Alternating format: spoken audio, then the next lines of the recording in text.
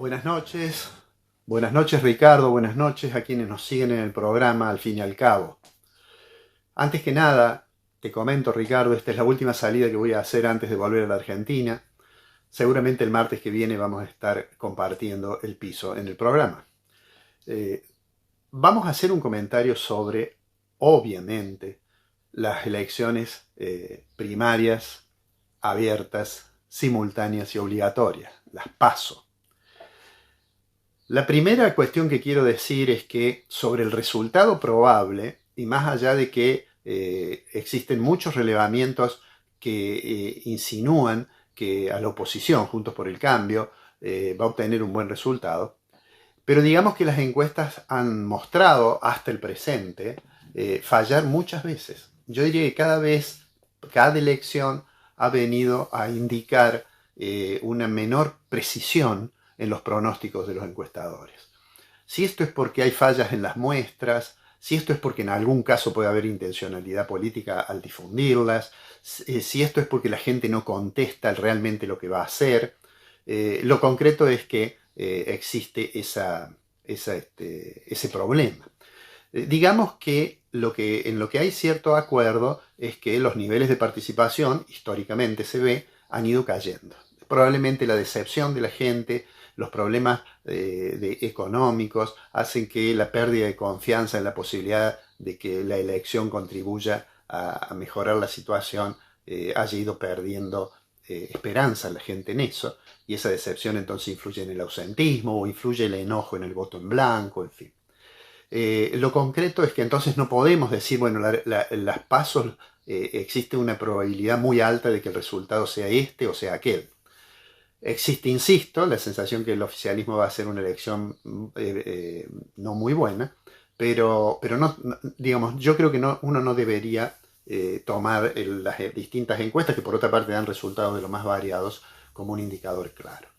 Lo concreto es que la pregunta que muchos se hacen es, bueno, los resultados que surjan, ¿cómo van a impactar en la economía? Y yo diría lo siguiente: si hubiera un resultado que el oficialismo saliera fortalecido, que Massa obtuviese hiciera una elección muy buena, ¿qué es lo probable que ocurra? Bueno, ahí es probable que entonces finalmente el Fondo Monetario trate, el directorio del fondo trate el acuerdo que se firmó con los técnicos y que disponga el desembolso de 7.500 millones de dólares, que aunque los 7.500 millones de dólares no son los 10.000 millones que Massa decía que iba a obtener, de todos modos le daría una cierta tranquilidad. Y tranquilidad imprescindible para el gobierno, porque aunque parece que estuviera cerca, en realidad está muy lejos todavía octubre la elección y mucho más lejos todavía diciembre el cambio de gobierno. En Argentina diciembre ya es el muy largo plazo. Pero bueno, lo concreto es que si obtuviese un resultado medianamente razonable, también junto con esa tranquilidad aparecerían las expectativas negativas también, en el sentido que muchos de los operadores, de los agentes económicos van a pensar, bueno, no va a cambiar nada. Y si no cambia nada, lo más probable es que sigamos con estas altísimas tasas de inflación y con mucha inestabilidad cambiaria, y entonces allí vamos a tener seguramente un recorrido hasta la elección y hasta diciembre sumamente complicado, por supuesto. Es decir, vamos a seguir con esta complejidad de inestabilidad de precios y volatilidad cambiaria.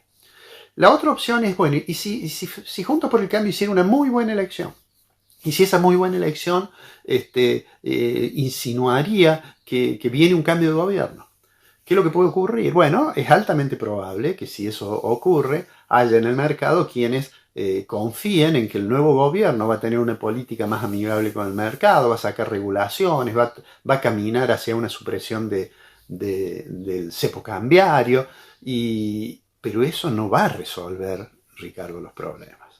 Y si fuera una elección que el resultado no estuviera claro quién gana, también sería lo mismo. ¿Qué es lo que estoy queriendo decir? Lo que estoy queriendo decir es que al margen del resultado, Ricardo, Argentina tiene un problema que no se va a resolver este domingo, gane uno o gane otro. Sí se puede empeorar, sí puede haber más volatilidad cambiaria, claro que sí. Pero lo concreto es los problemas de fondo de la Argentina los vamos a seguir teniendo. Vamos a seguir teniendo una tasa de inflación que, aunque el ministro de Economía, candidato a presidente, se haya enojado con este amigo periodista, Néstor Gino, que le preguntó por la inflación y entonces se enojó el candidato. Se enojó el candidato porque el ministro ha fracasado y entonces dijo, no, la inflación es 115%, como si eso fuera poco. En realidad esa es una de las 3 inflaciones más altas del mundo.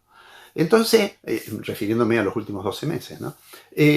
Entonces digo, ese problema va a estar, el problema cambiario va a persistir. La situación de reserva del Banco Central es sumamente complicada. Es decir, para pagarle al fondo tuvimos que recurrir al Banco Latinoamericano de Desarrollo, tuvimos que recurrir a activar el segundo tramo del swap chino, tuvimos que recurrir finalmente a pedirle a Qatar un crédito puente.